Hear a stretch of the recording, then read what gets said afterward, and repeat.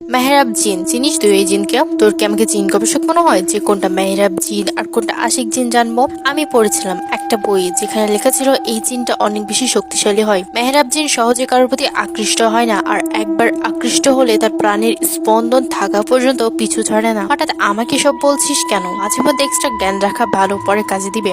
আমি অনেক আগে একটা বইয়ে এই জিনটা সম্পর্কে শুধু 4 থেকে 5টা লাইন লেখা ছিল, সেটাই পড়েছিলাম। ইচ্ছে হলো তোকে বলতে, তাই কোনো কিছু না ভেবেই বলে দিলাম।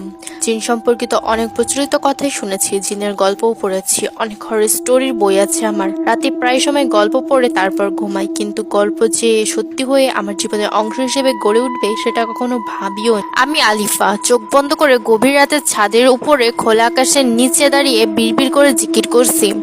মাত্র তাহাজ্জুদের নামাজ আদায় করে ছাদে এসেছি। ঘড়িতে সময় তখন ঠিক 3টা বেজে 40 মিনিট। আবহাওয়া শীতল, কিন্তু একটা হিমশীতল বাতাস শরীর শিহরিত করে তুলছে বারবার। আস্তে আস্তে চোখ খুলে তাকালাম। দ্বিতীয় তলার ছাদ থেকে বাড়ির বাগানে স্পষ্ট দেখা যাচ্ছে। বাগানের দোলনা দুলছে, কিন্তু আশেপাশে কোনো বাতাস নেই। বাতাস ছাড়াই দোলনা দুলছে, বিষয়টা অদ্ভুত লাগলো। তাই ছাদের একপাশে ঝুলিয়ে রাখা দোলনায় গিয়ে বসলাম। হঠাৎ যেন আমার পেছনে একটা অদৃশ্য কিছু উপস্থিতি টের পাচ্ছি, কিন্তু সেটা কি? সেই বাতাসের সাথে কেমন একটা মিষ্টি সুগন্ধ ভেসে আসছে।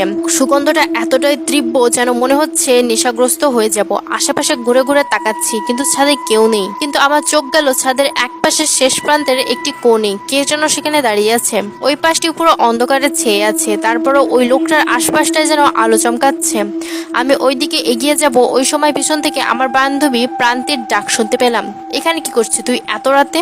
আসলে আমার 3টার সময় ঘুম ভেঙে যায়, এরপর তাহাজ্জুদ পড়ে ঘুমানোর চেষ্টা করছিলাম, কিন্তু ঘুম না আসলে ছাদে যাব ভাবি, তাই জিকির করতে করতে ছাদে এসেছি। কিন্তু তুই কখন উঠলি? এই তো একটু আগে উঠেছি। এত রাতে তোর ছাদে আসা একদম ঠিক হয়নি বলে আমার হাতটা চেপে ধরলো। আমার হাত চেপে ধরাতে আমার যেন হাতটাই ভেঙে যাবে এমন অবস্থা। এত শক্তি আসলো কোথায় থেকে ওর কাছে? কেমন অদ্ভুত লাগলো আমার, তাই বললাম, আমার হাতটা ছেড়ে দে প্রান্তি। প্রান্তি যেন আমার কথায় কোনো বোধগম্যই হলো না। আমি হাতটি ছাড়ানোর জন্য চেষ্টা করছি, কিন্তু হঠাৎ ছাদের দরজার কাছে যেতে ও নিজেই ছেড়ে দিল হাতটা। আমি যেন হাত ছেড়ে বাঁচলাম। প্রান্তির থেকে কেমন যেন একটা গঙ্গানির আওয়াজ আসছে। সেই আওয়াজটা যেন ক্ষণে ক্ষণে তীব্রতর হয়ে উঠছে। আমি আর সহ্য করতে পারছি না। পিছনে এক পা দুপা করে এগোতে লাগলাম।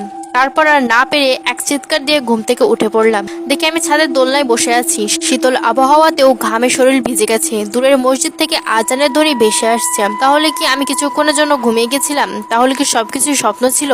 দ্রুত পায়ে নিচে রুমে চলে আসি। দেখি প্রান্তি ঘুম থেকে উঠে চোখ কসলাতে কসলাতে উঠে বসেছে। আমি গিয়ে বেডের পাশে থাকা গ্লাস ভর্তি পানি নিয়ে সবটা খেয়ে শেষ করলাম। প্রান্তি আমার দিকে তাকিয়ে বলল, কিরে, তোর এই অবস্থা কেন? এত ঘেমে গেলি কিভাবে তুই? কিছু দেখি